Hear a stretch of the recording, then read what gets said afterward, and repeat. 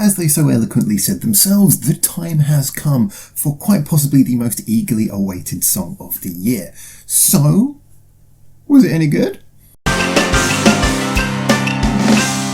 Hi there and welcome back to Japan, where today we're talking about Divine Attack, the new song that came out with a visualizer, kind of semi-video thing by BABYMETAL. And obviously this is a song that people have been waiting for a huge time, as I say. The band went away for that whole 1 year hiatus and everyone was wondering, what are we going to get on the other side? There'd been a lot of hints, a lot of build-up, and the news there was going to be a concept album coming out. So the one thing that we wanted to just know was, okay, what's it going to sound like? And this first song that we're hearing, for me, really does actually sound like a perfect way to bring the band back in. But we're going to discuss really why that is. And first of all, that's by looking at what this song actually is. See, this song, Divine Attack, I actually think is a fairly safe way to come back to the world of music. And I don't say that as a criticism, actually as something of a compliment. See, with them being away for so long, their first song back, well, they didn't have to go overly experimental. They just needed something with a lot of emotion and power that would get caught in our heads, and that is exactly what they've delivered here.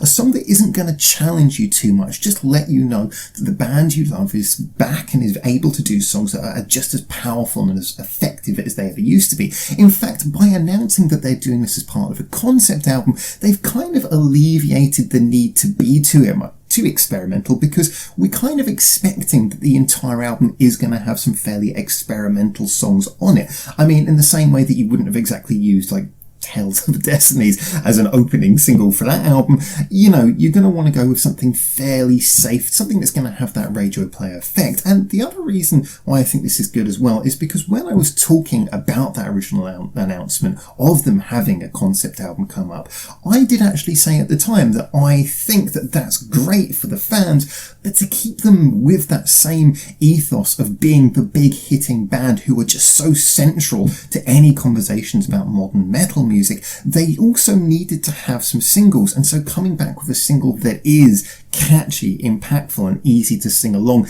it's just wise, because they've assured themselves that they're going to have some good singles that are going to get through to the more light fans as well, to keep them with that wide reach. So they already know they have the fans on board. Their announcements have kept the hardcore fans knowing that there's a lot to look forward to, and this is just a good way of bringing them back as the big major powerhouse they are. So let's look at this song in a little bit more detail for what actually gives it its character, because it's not just a simple single. See, as much as Divine Attack is not trying to do anything particularly experimental, it does have its character. Now, first of all, comes with the fact that we've got a chorus which is very big with a long-held melody, as I say, very easy to sing along to. In a lot of musical ways, it actually reminded me of Elevator Girl itself, being one of those songs that really was sort of leading us into that album with Metal Galaxy. And so it had that feeling of being a sort of good charging rock song, but this big held melody, I think, is something that's going to be more accessible,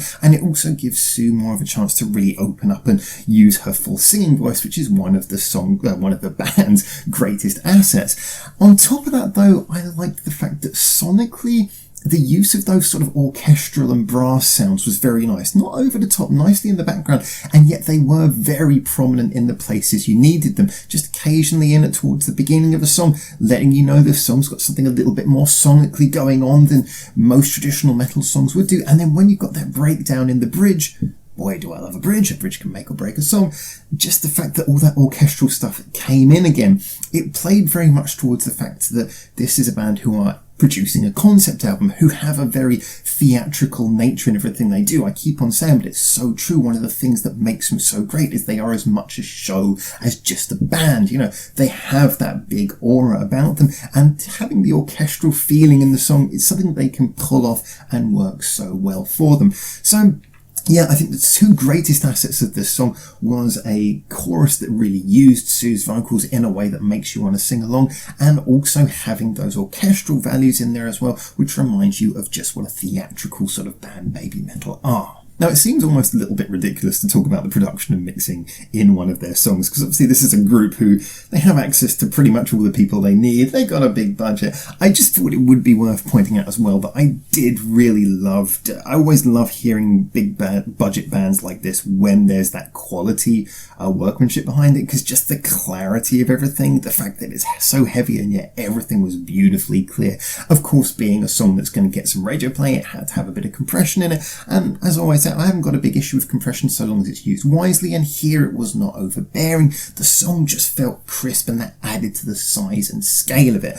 I must say though, it's another one of those songs where I didn't myself really feel that I could pick out where Moa's bits were in it, and one of my big things I really want for this album is to hear more of what Moa's doing. So yes, I am kind of excited to hear more of her in some of the other songs. Fair enough though, you know, we do expect Sue to take the main role, especially in songs with big melodies like this, so that wasn't a big thing yet. And so one of those things where it's hardly a complaint when we'll know more in context as we hear the whole album. Just for now though, again, good quality, the sort of production and mix that you'd expect from one of their songs. So in conclusion, yeah, I really thought that this was not just a really catchy song, a really great song, a song with a lot of punch. I actually think it's one of their catchiest songs to date. I should actually add that. I do think this is, we'll know after more time how much it sticks in my head. It certainly is one of the catchiest songs they've done to date. I mean, because of technical problems, it took us a long time to get around to doing this review, and it has been drilled into my brain ever since it first came out a few weeks ago.